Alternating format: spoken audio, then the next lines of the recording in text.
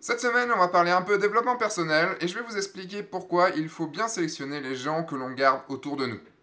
Parce que c'est eux qui vont nous faire avancer dans la vie plutôt que de nous faire descendre.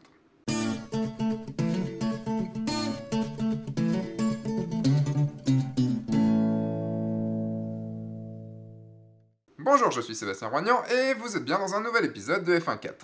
Bon, commençons direct par ça, vous pouvez télécharger une formation Photoshop ici, 10 astuces pour maîtriser Photoshop en cliquant ici.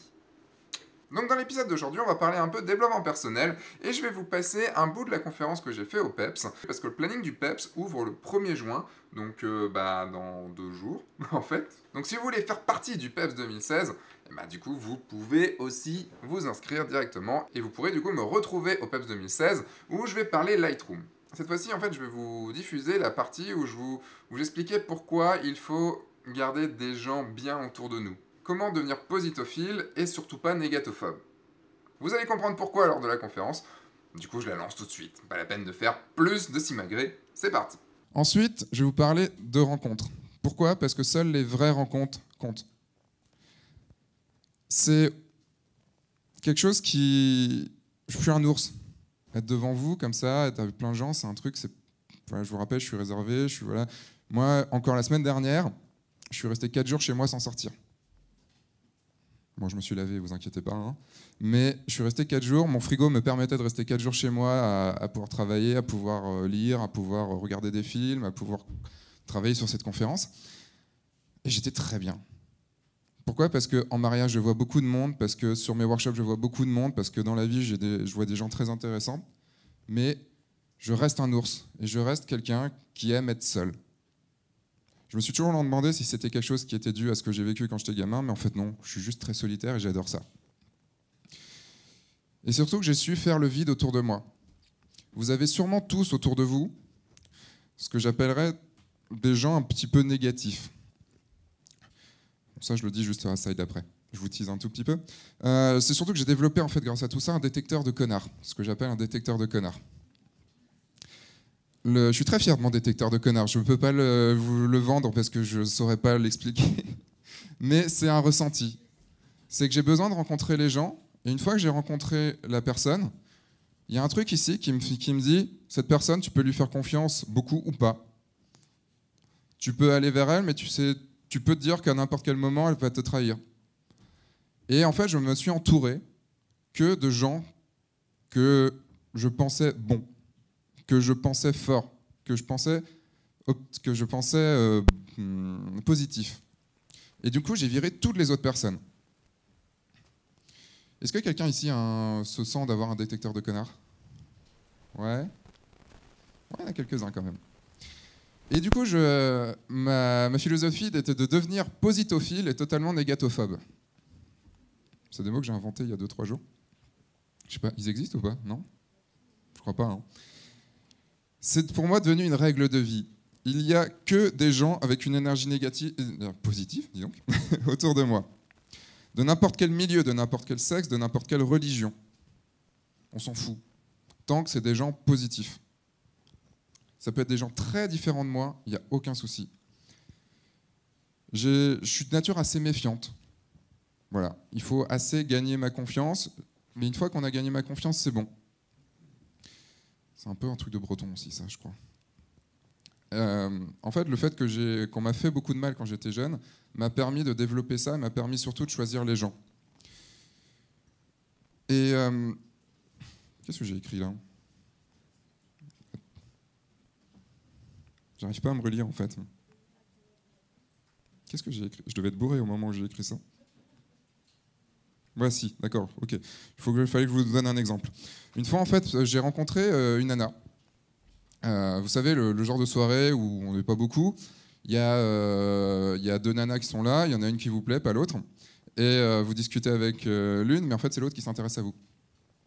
Et l'autre personne était, on va dire, très, très forte pour s'imposer. Et au fur et à mesure, pas pendant la soirée, mais après, elle est venue me voir sur Facebook, elle est venue m'envoyer des mails, parler. Et puis moi, comme je suis un petit peu faible, j'ai dit OK, on peut parler. Et j'ai pas trop compris tout de suite, mais c'est quelqu'un. Vous avez sûrement quelqu'un comme ça autour de vous, quelqu'un qui a toujours des problèmes, qui est toujours là en train de dire « Ah putain, je suis en galère, il y a un truc qui marche pas. Ah putain, on m'a fait un faux plan. Oh putain, je suis en galère d'argent. Oh putain. » Enfin, il y a toujours un truc. Toujours, toujours. Et vous êtes là en bon samaritain à lui dire non, mais si tu fais ça, arrête de voir cette personne, arrête d'être avec cette. Enfin, ton mec, il est juste con, ou ta nana, j'en sais rien, mais ton mec, il te fait pas du bien. Quitte-le. Titre de mauvais film. Bien joué. Je vous expliquerai à la toute fin. Et vous avez beau dire quitte-le, quitte-le, quitte-le, il se passe rien. Sauf un jour où elle le quitte vraiment. Pour faire quoi? Pour se retrouver dans les bras d'un plus gros connard encore. Et là, en gros, moi, ce que je me suis dit, c'est mais pourquoi je côtoie cette personne? J'ai de l'énergie en moi, pourquoi je la donne à quelqu'un qui va juste la gaspiller? Ça sert à rien. On peut pas sauver tout le monde, c'est pas possible. Elle se sauvera un jour elle-même avec une bonne personne qu'elle trouvera qui prendra soin de l'aider ou de s'aider elle-même. Mais là, je peux pas. Là, je peux juste pas parce que moi, il faut que je m'aide moi-même déjà. Et je pense que ça est arrivé à beaucoup de monde. Et j'ai pu parler avec beaucoup de monde, avec beaucoup de gens qui m'ont dit ouais, en fait, j'ai vraiment des gens qui sont pourtant, par exemple, mon meilleur ami ou ma meilleure amie ou des gens qui sont très très présents autour de moi, mais en fait, qui m'enfoncent.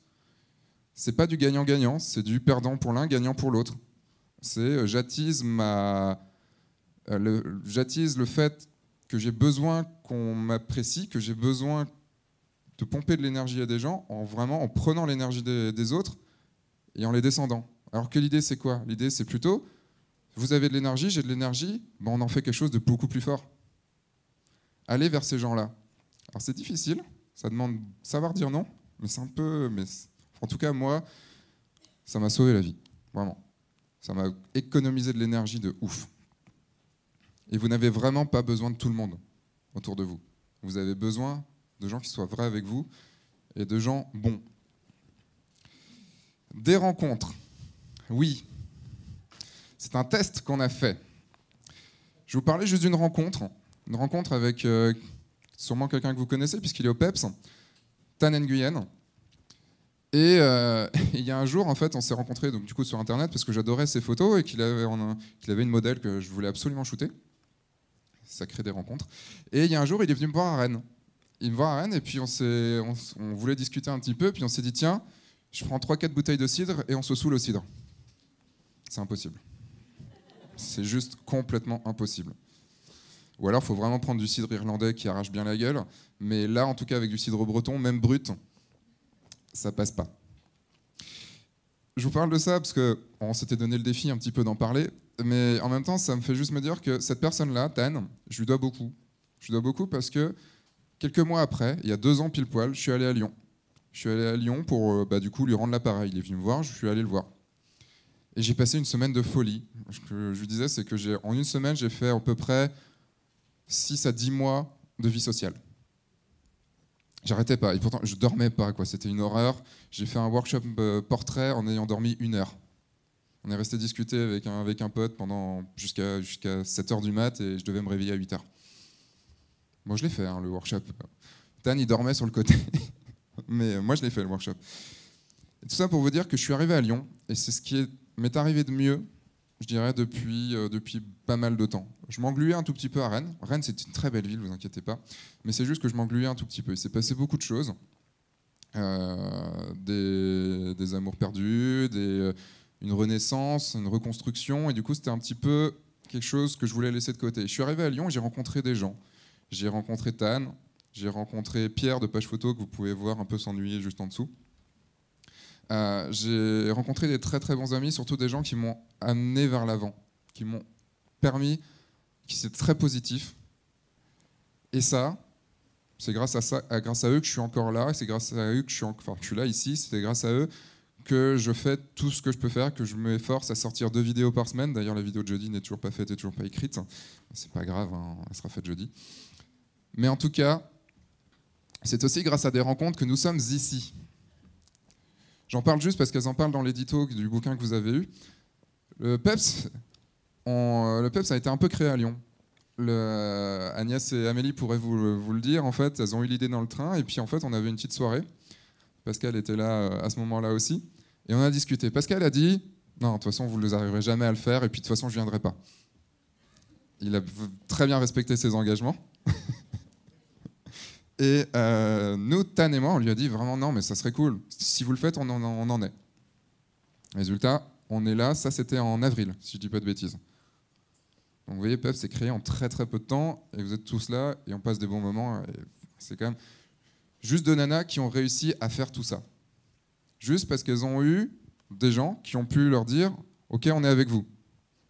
Voilà, j'espère qu'avec tout ça, vous aurez compris pourquoi il faut se garder que des gens bien autour de nous, que des gens qui sont bons pour nous. Je vous rappelle juste que le PEPS 2016 est en route, que vous pouvez vous inscrire, et que du coup, les plannings exacts arrivent le 1er juin 2016, donc dans 3 jours. Et bien sûr, évidemment, toutes les infos du PEPS sont disponibles sur le site du PEPS que vous trouverez directement, mais juste en dessous dans la description de cette vidéo. Vous pouvez cliquer ici pour recevoir une formation gratuite sur Photoshop, vous le savez, enfin non, en même temps, il y a l'air quand même d'avoir pas mal de gens qui ne le savent pas encore, puisqu'à chaque fois il y a des gens qui cliquent, donc c'est cool, allez-y. Je vous dis maintenant à dimanche prochain, et dimanche prochain on va parler moyen format, on va parler Hasselblad, avec un long entretien avec Adrien Michel, qui est un des ambassadeurs de Hasselblad, qui du coup est venu m'aider à faire cet épisode sur mon expérience avec Hasselblad, avec mon expérience d'une semaine avec un moyen format Hasselblad. Et tout ça, ce sera pour dimanche prochain, donc je vous dis à dimanche prochain, entre-temps sortez, faites des photos et amusez-vous. Au revoir.